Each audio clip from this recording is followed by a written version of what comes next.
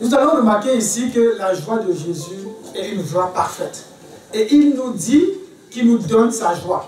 Sa joie en nous est aussi parfaite. Il dit, dans Jean 15, verset 11, c'est la suite, il dit, je vous ai dit ces choses afin que ma joie soit en vous et que votre joie soit parfaite. La joie de Dieu en nous doit être parfaite. Mais le monde nous a haïs. Pourquoi? Parce que Dieu nous a donné et sa joie et sa parole. Il dit, et maintenant je vais à toi. Ça c'est Jésus qui parle au Père. Et je dis ces choses dans le monde afin qu'ils aient en eux ma joie parfaite. Il faut que nous ayons la joie parfaite de Dieu en nous. Je leur ai donné ta parole et le monde les a haïs. Pourquoi le monde nous hait? C'est parce que nous avons la parole de Dieu. Parce qu'ils ne sont pas du monde, comme moi, je ne suis pas du monde. Je ne te prie pas pour les ôter du monde, mais pour les préserver du mal. Il y a d'abondantes joies dans la maison de Dieu. Il y a d'abondantes joies dans la maison de Dieu. Merci. Il y a d'abondantes joies. Vous avez vu comment la joie était abondante ce matin. Il y a d'abondantes joies. Ici, on va nous dire où? Devant la face de Dieu. C'est-à-dire que si tu sors de la face de Dieu, tu peux avoir une joie, mais elle ne sera pas abondante, elle ne sera pas la joie de Dieu. Ça, je mets des bases pour le message d'aujourd'hui. Psaume 16 au verset 11 va nous dire ceci. Tu me feras connaître le sentier de la vie. Il y a d'abondantes joies devant ta face. J'ai aimé devant ta face parce qu'un autre peut dire, je ne suis pas chrétien comme vous, mais j'ai aussi la joie. Mais sa joie est éphémère, sa joie n'est pas parfaite. Et des délices éternelles à ta droite. On ne va pas voir les délices. Et puisque nous avons la joie de Dieu en nous, Paul, notre frère Paul, l'apôtre, va même dire dans Thessaloniciens, il va dire soyez joyeux.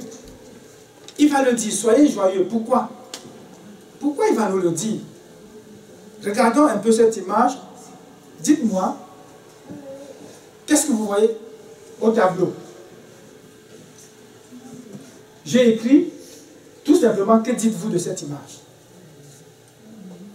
C'est un voleur. Il fouille dans sa coche de quelqu'un. Il y a un masque. Ah, il a un masque. Il fouille dans le sac de quelqu'un d'autre. Quelqu'un dirait différemment? Il est en train d'observer si on le voit. Il observe si quelqu'un le voit. Sa face est levée. Sa face est Levée, levée, oui, pour regarder si quelqu'un le voit. Bon, j'ajoute à cela ceci. Si c'était l'hiver, est-ce qu'on pourrait dire cet homme est en train de chercher la clé de l'auto de sa femme? C'est parce que le sac dans lequel il fouille, c'est le sac d'une femme. Ça, c'est évident, n'est-ce pas? Oui. Que diriez-vous si j'avais commencé par montrer cette image en vous disant, c'est l'hiver, voilà, je vous montre l'image de quelqu'un qui veut démarrer son auto, il n'a pas de clé, retourne dans le sac de sa femme et est en train de fouiller son sac. Est-ce que vous direz non? Je dirais non. Oui, la sœur Suzanne a rapidement vu que c'était un voleur. C'est l'hiver, il se couvre la tête, il couvre sa face. Tu peux dire, il est cagoulé, mais moi je peux dire, il se protège contre le froid. N'est-ce pas?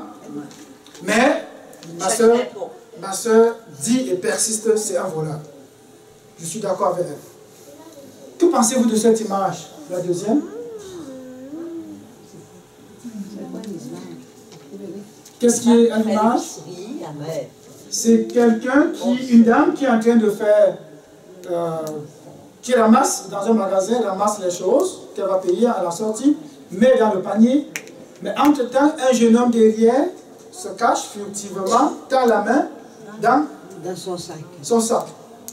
Quoi que dans son panier ou dans le sac, probablement c'est dans le sac pour prendre ce qui est à elle.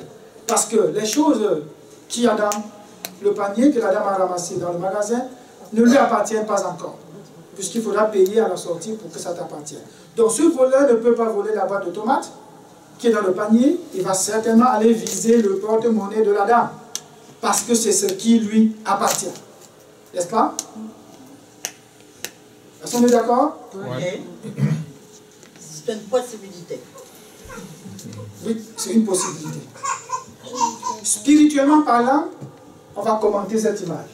Dieu a mis, il a dit, je vous donne ma joie. Il nous l'a donné. C'est disponible. Nous avons cette joie, nous sommes dans un magasin comme dans la maison de Dieu, plein de joie comme tout à l'heure. Mais il y a un voleur qui veut soutirer ce que nous avons potentiellement. Il va se cacher, il va se cabouler. Et quelqu'un peut dire, je n'ai pas de joie et pourtant je suis dans la maison de Dieu. Et pourtant je suis avec Dieu. Et pourtant je marche avec Dieu. Et pourtant je respecte toutes les lois de Dieu. Je te dirai tout simplement pourquoi. Il y a un voleur qui veut te voler. Son rôle, c'est de te voler. Il veut voler ce beau trésor, la joie de Dieu. Il n'est pas seulement menteur, il est aussi voleur. Et voilà ce que va nous dire Jean 10, le verset 10. Il va parler de dérobeur. L'ennemi vient, c'est pour, Jean 10, voler, c'est-à-dire dérober, égorger, détruire. Ça veut dire tout simplement, il ne vient pas te faire du bien. Il ne vient pas te faire du bien. Ce monsieur ne vient pas te faire du bien. Il est masqué. Il ne veut pas être découvert. Il est sournois. Il va se cacher, faire semblant de rire. Tu vas voir ses dents, il fait comme s'il riait avec toi. Mais il est là pour te nuire. Il faudrait que spirituellement, tu puisses voir. Tu puisses voir. Quand j'écoutais encore le témoignage tout à l'heure, je dis, oh Seigneur, c'est vraiment ça. C'est-à-dire, on va te miroiter une chose, te faire croire que le cadeau que tu avais donné au mariage, c'était ceci. On va te dire, c'était, tu es confus parfois. Tu dis, Seigneur, comment même prier? N'oublions pas qu'on est dans l'année de prière. Comment je vais orienter ma prière? Si l'ennemi vient miroiter des choses devant moi, il sourit, il faut que je sois spirituellement prêt à reconnaître que ça, c'est un voleur. Le voleur, il est discret. Regardez l'image. Il est discret. Il fait comme si il met dans la veste. Il sort, il s'en va. Il est discret. Le voleur, c'est discret. Il faudrait spirituellement le voir pour pouvoir savoir que c'est un voleur. Le voleur, il est parfois intimidant. Quand le diable va venir, il va parfois t'intimider, te faire trembler, t'anéantir et t'empêcher même de prier. La sœur disait tantôt, à un moment donné, il ne savait même plus comment prier. Ça, c'est le rôle du voleur. Et, sachez-le, le voleur ne vient pas parfois seul. Vous savez, le diable multiplie les ruses. Ils vont former un petit groupe pour venir te voler.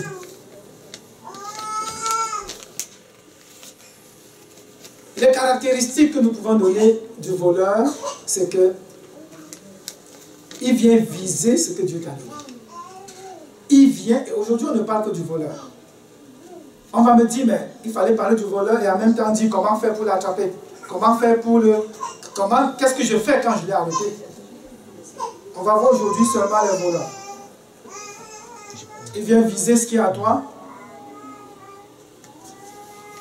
Il ne veut pas être vu.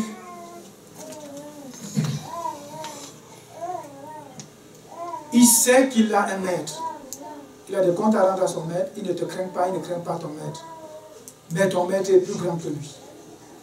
Il compte sur ses techniques. Il est intimidant, mais il faudrait que nous développions des stratégies pour ne pas nous laisser intimider par le voleur.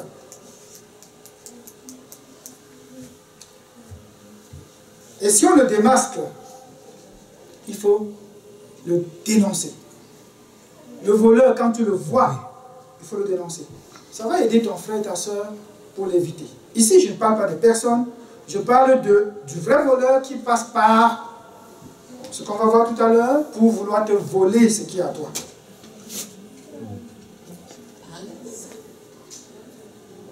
Aujourd'hui, nous allons voir que spirituellement parlant, il y a 4 voleurs.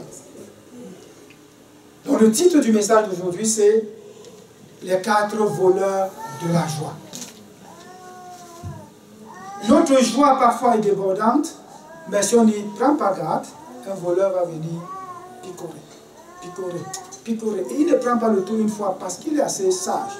Il vient prendre un peu. Tu te rends compte petit à petit que ta joie disparaît. Tu n'as plus de joie. Et pour ce faire, nous allons étudier l'épître qu'on appelle l'épître de la joie. On va dire, ben, si Philippiens est reconnu comme étant l'épître de la joie, comment c'est dans cette épître de joie qu'on va trouver les 4 voleurs? Ça paraît effectivement très contradictoire. Allons chercher le voleur ailleurs, pas dans l'épître de la joie. Le voleur de la joie, il devrait être dans tous les autres livres de la Bible, mais pas dans l'épître de la joie. J'ai choisi d'aller dans l'épître de la joie, ressortir 4 voleurs. Mais aujourd'hui, par la grâce de Dieu, je crois qu'on ne verra que 2 au maximum. Et les prochaines fois, on va voir les 2 autres et l'implication. Donc, comme je l'ai dit tantôt, ne disons pas qu'est-ce qu'on fait du voleur. Non, on va beaucoup plus dire qui est le voleur. Quels sont ces voleurs? On va démasquer 1, 2, si possible, 3 et 4 plus tard. Et c'est après qu'on verra ce que fait du voleur.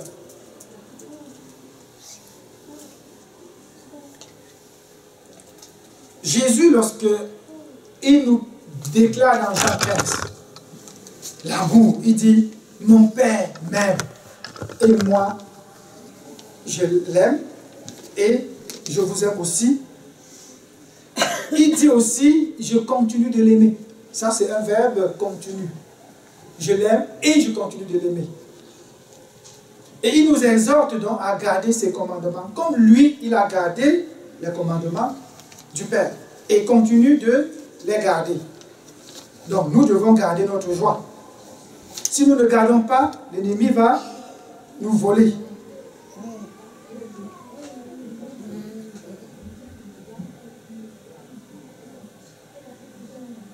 Quelqu'un disait, quand tu dis ma joie déborde, ce n'est même pas suffisant pour expliquer ce que ça veut dire. C'est vrai.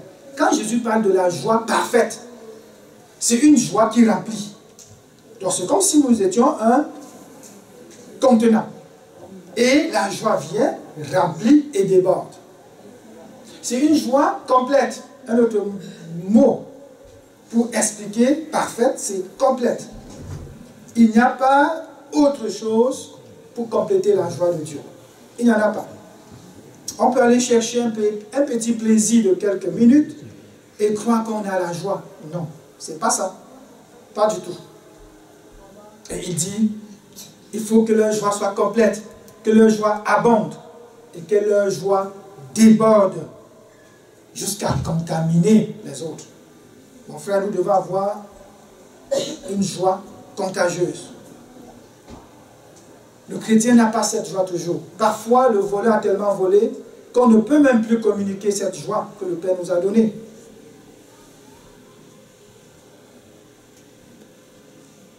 La joie parfaite de Dieu est en nous. Et elle se manifeste davantage lorsque nous marchons devant lui. Comme Psaume 116 nous l'a dit. Il y a d'abondantes joies, Seigneur, ou devant ta face. Si nous marchons devant la face de Dieu, il y a d'abondantes joies. L'ennemi sera confus. Bon, ce n'est pas le thème aujourd'hui. Aujourd'hui, c'est qui sont ces voleurs? Qui sont ces voleurs? J'ai trouvé qu'il y a un humoriste très connu internationalement qui s'appelle Mark Twain. On dit de lui, c'est un humoriste qui faisait rire le monde entier. Soit par son théâtre, soit par ses écrits. Mais, c'était un homme plein de douleur. C'était un homme qui ne pouvait pas vivre vraiment ce qu'il était au public. Devant le public, il savait amuser, il savait faire rire. Mais quand venait le temps de se reculer sur lui-même, C'était un homme triste. J'ai lu qu'il avait dit une phrase, et je vais vous la lire tantôt. Lorsque sa fille mourait, il était lui-même malade déjà, couché dans le lit. Il a dit ceci à un de ses amis. « Je n'ai jamais envié personne, sauf les morts. J'envie toujours les morts. » C'est très étonnant. Quelqu'un qui, selon le monde, a la plénitude de la joie, qui amuse d'autres personnes, pas seulement dans son continent. Vous savez, faire rire quelqu'un dans sa langue, c'est très difficile. Si tu réussis à faire rire quelqu'un dans sa langue, c'est ce que les Allemands nous disaient. Si tu peux faire rire en allemand, on sait que tu connais l'allemand.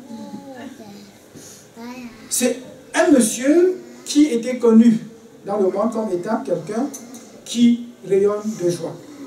Mais replié sur lui, il avait perdu complètement la notion de joie. Regardez un peu l'inverse de Jésus. Notre Seigneur, la Bible nous dit quoi? Ésaïe, on dit, homme de douleur et habitué à la souffrance. Mais il dit, méprisé et abandonné des hommes, homme de douleur et habitué à la souffrance, semblable à celui dont on détourne le visage, c'est-à-dire on le regarde, on détourne le visage, il n'a rien de plaisant. Nous l'avons dédaigné, nous n'avons fait de lui aucun cas. Mais Jésus vient de nous dire, je vous donne ma joie. On peut dire, mais comment comprendre ça? Seigneur, explique-moi. On t'a vu, on dit même homme de douleur, habitué à la souffrance, mais tu nous dis que tu as une joie parfaite. Contradiction. Comment comprendre ça? Ce n'est que spirituellement qu'on peut le comprendre. Faites-moi souffrir dans ma chair, ce n'est pas un problème. En moi, je suis parfait et j'ai la joie parfaite. Pourquoi? Parce que les commandements du Père, je vis dedans. Pourquoi? Les paroles du Père, je vis avec lui. C'est à peu près comme ça qu'on peut le rendre. Lorsque vint le moment cruel d'aller à la croix, il dit, je vous ai parlé, ça c'est Jésus qui dit, je vous ai parlé afin que ma joie soit en vous et que votre joie soit complète. Vous voyez le contraire? Martin, lui, est connu dans le monde comme l'homme de la joie. Mais quand vient le moment d'être dans la joie, je n'ai admiré que les morts. Quelqu'un peut dire, pourquoi je vis? J'admire la mort. Fais-moi mourir, Seigneur. Quand tu es seul, en grande masse, tu fais ton théâtre, tout le monde rit. Mais Jésus, c'est un peu comme l'inverse. Jésus, c'est au-dedans de lui, quand il est seul, il dit, ma joie est parfaite. Tuez-moi, lapidez-moi si vous voulez. Ma joie ne dépendra donc pas de ce que vous faites de moi, mais de qui je suis en relation avec mon Père. Ça, c'est Jean 15, verset 11.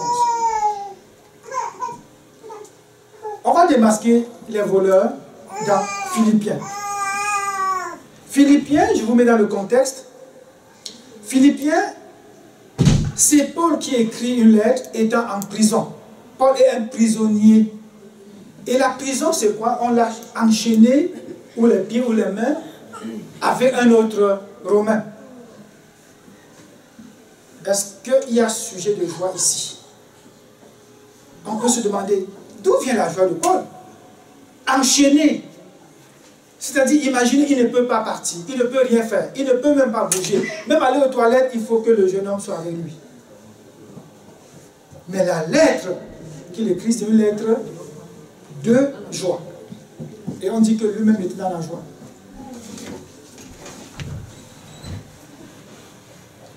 Ce que Paul voulait, c'est aller annoncer la parole de Dieu, mais il a été arrêté.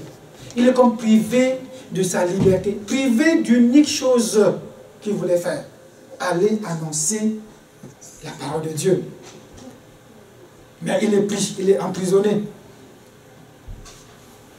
Il va mentionner dans cette lettre qu'il envoie aux chrétiens de Philippe, au moins 19 fois le mot joie, content. J'imagine, moi, chrétien qui reçoit ça, je vais dire, mais c'était à nous de décrire une lettre pareille. Mais l'apôtre va leur écrire une lettre dans laquelle il va dire, demeurez dans la joie, parce que moi, je suis dans la joie. Le voleur n'a pas pu le voler. Mais qu'est-ce qu'il voulait faire? L'apôtre Paul attend la décision finale. La décision pourrait être condamné à mort. Et il le sait. Ça peut être acquitté. Va et continue tes affaires. Il attend. Pendant qu'il attend, il ne pleurniche pas. Il ne crie pas. Il ne dit pas, oh Seigneur, délivre-moi. Même pas ça. Il est dans la joie et il écrit.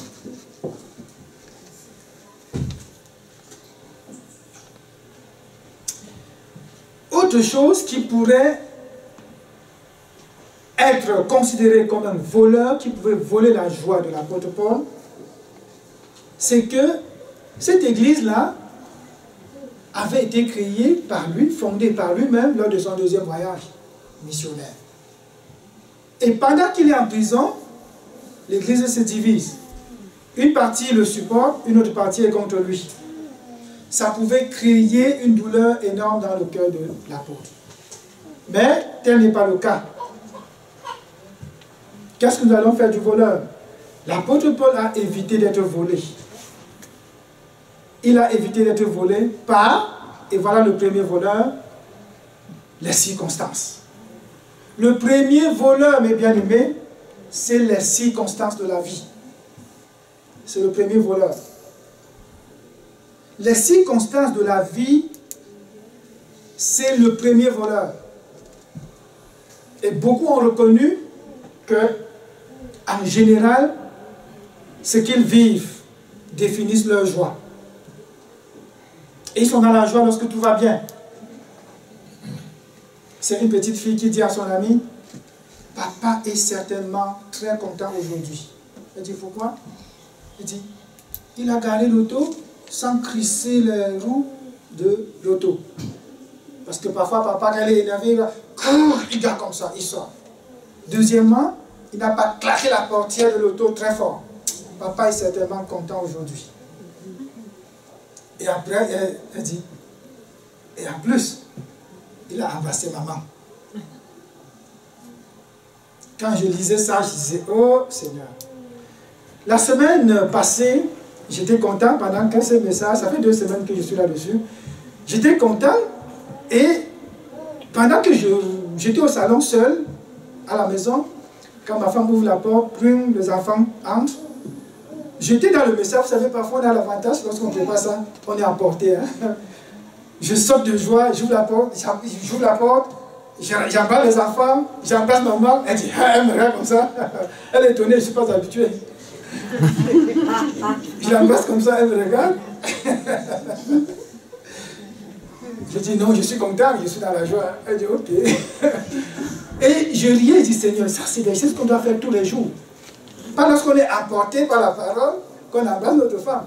Bon, mais après on va dire les Africains, ils ont leur façon d'aimer leur femme. Ça nous calme un peu aussi, hein, parce qu'en réalité on vous aime, on vous aime vraiment, mais on ne l'exprime pas de la même manière. Donc, nous devons savoir que la joie qui est en nous doit être gardée afin que le voleur ne vole pas. Nous ne pouvons pas influencer le temps qu'il fait. S'il neige là, tu ne peux rien, tu ne peux pas influencer. Nous ne pouvons pas influencer la circulation routière. Et je le dis à moi-même, à un moment donné, s'il y avait une colère qui entrait en moi, c'est de voir la façon de conduire sur mon rêve. Je suis parfois fou de rage, et ma femme, toujours, quand je suis énervé, elle aggrave parfois. Quand je dis, regarde ce qu'il fait là, regarde, il tourne encore, il passe devant moi, il freine. Quand je vais être énervé, après je dis, regarde-moi ça. Où sont les policiers de cette ville? Et ma femme dit, si moi-même j'étais policière, je t'arrêterais tous les jours pour ton mauvais stop. Je me tais. Je dis, oui, l'autre conduit mal, ça m'énerve, mais moi aussi je fais pas le stop. C'est sûr, ça énerve quelqu'un d'autre. Comment garder donc notre joie à tout moment? Circonstance, attention, parce que sinon, c'est un voleur. Circonstance, voleur. Quand nous étions jeunes, on dit ouh, voleur, ouh, voleur. Quand tu avais volé, tous tes amis étaient derrière toi, ouh, voleur, voleur. Quand je lisais ça, je dis Seigneur, je dis aux circonstances, tu es un voleur. je te découvre et je veux le dénoncer. Tu es un voleur. N'acceptez pas, bien aimé, que les circonstances vous volent votre joie.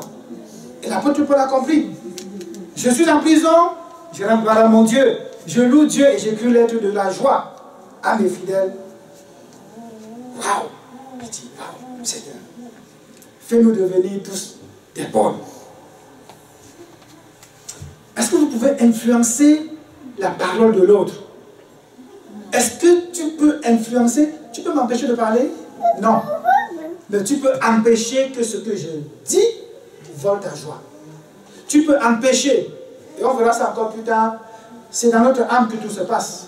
De la même manière qu'on touche ton corps physique, on peut aussi toucher ton âme spirituelle. Tu laisses qu'on te touche, on va te toucher. Tu vas marcher aigri, énervé, fâché à tout moment. Pourquoi?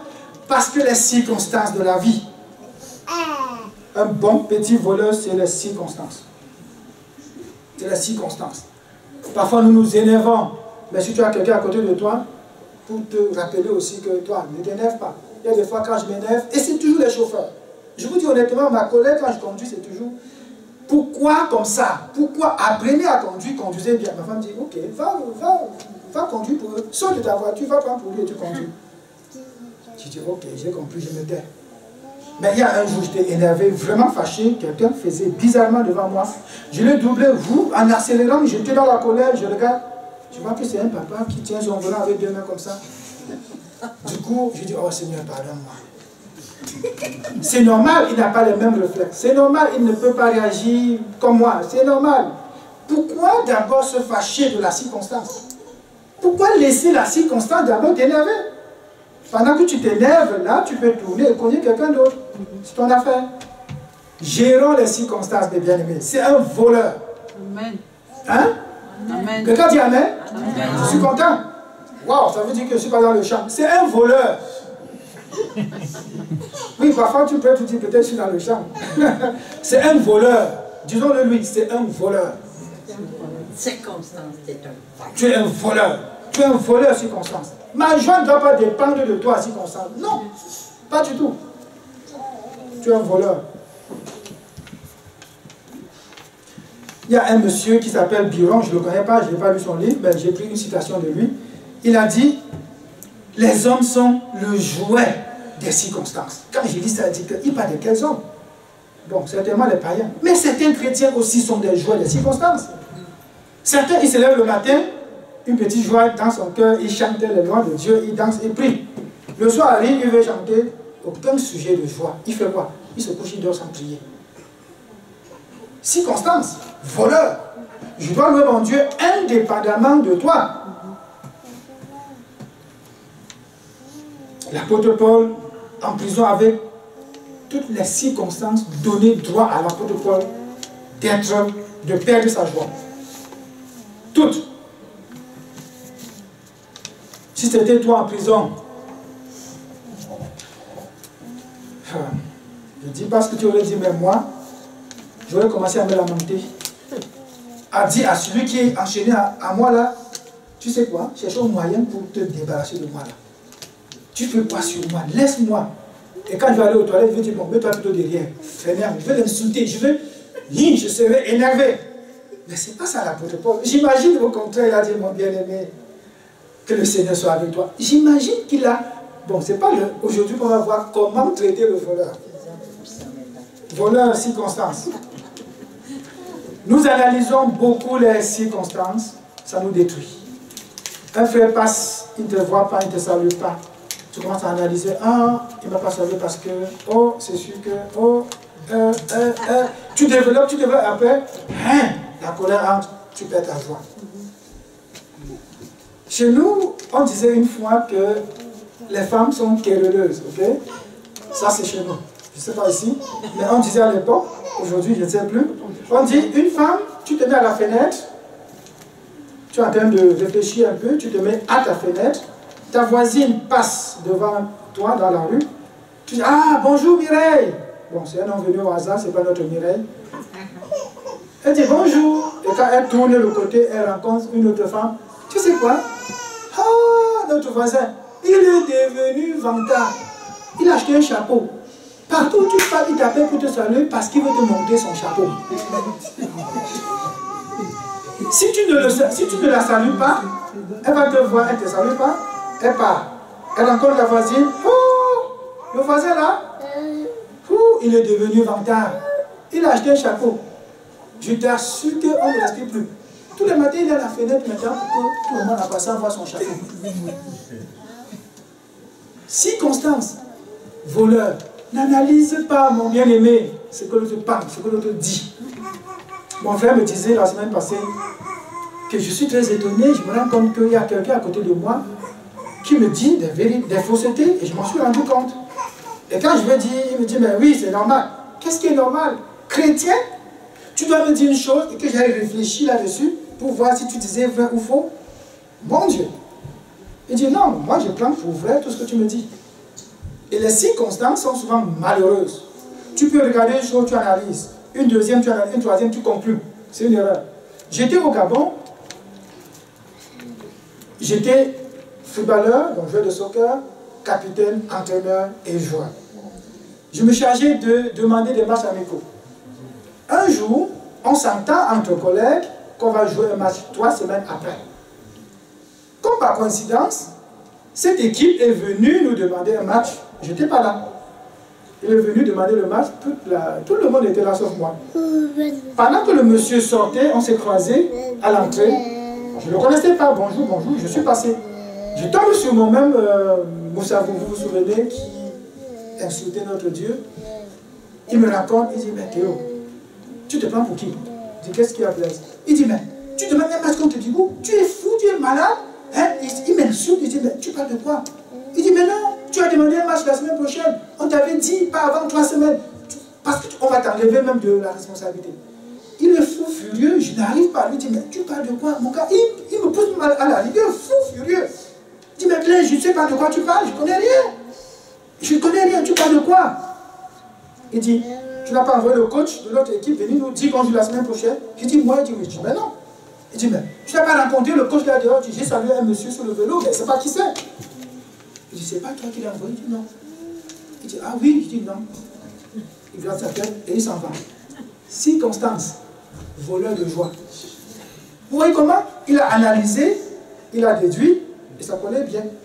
Il a dit, ok, c'est Théo. On avait décidé, pas avant 3 semaines. Lui, il a pris son autorité pour dire la semaine prochaine, ça ne marche pas. On analyse les circonstances. Circonstances, voleur de joie. 2 personnes peuvent être face à une même situation, mais 2 réactions différentes.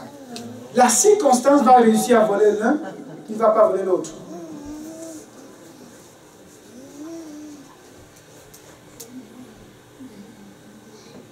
La circonstance, en réalité, elle n'est pas mauvaise. Le diable passe par elle pour vous faire penser qu'elle est mauvaise ou accepter qu'elle est mauvaise. Donc, l'ennemi, c'est le voleur, c'est le menteur. Mais on va dire premier, voleur, circonstance. Pourquoi? Parce qu'il va passer par là pour te toucher. Je vais finir, on va voir seulement un seul aujourd'hui. Donnez-moi quand même 5 minutes pour finir sur le premier voleur.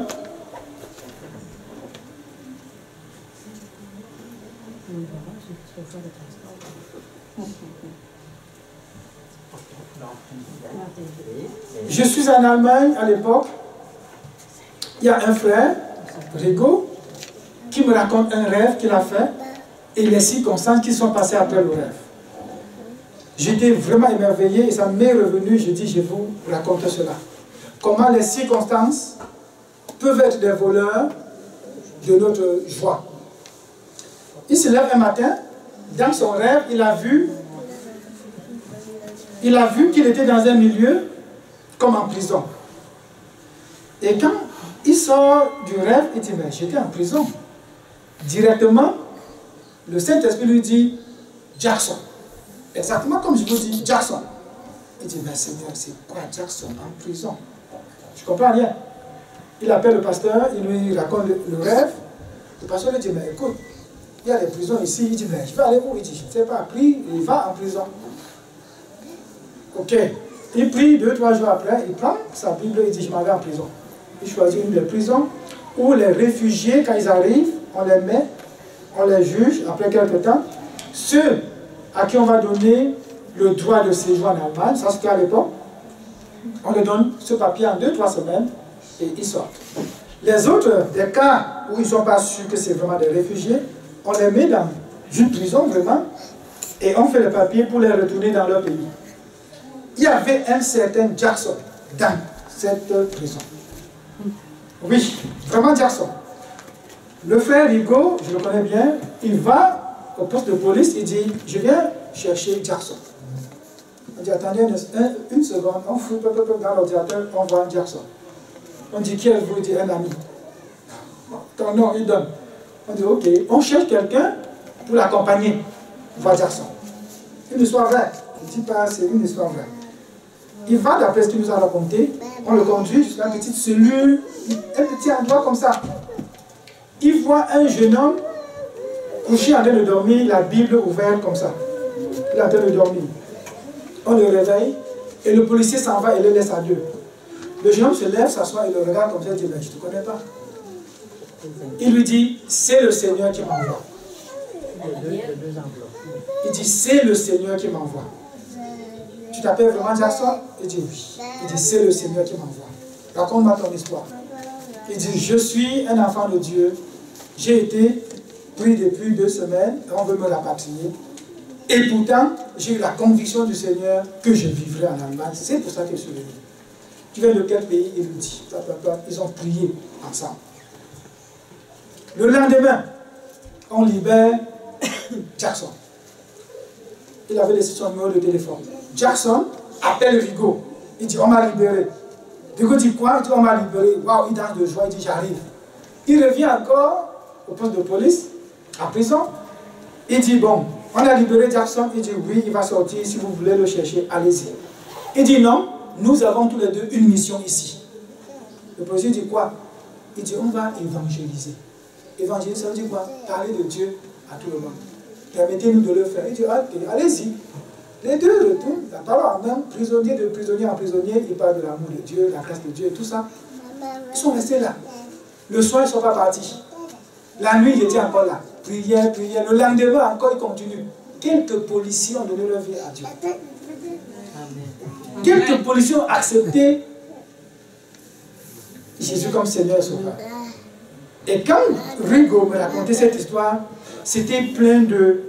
Je ne sais pas quoi vous dire, mais vous savez, la circonstance là, c'est un voleur de joie. C'est nous qui ne savons pas quoi faire de la circonstance.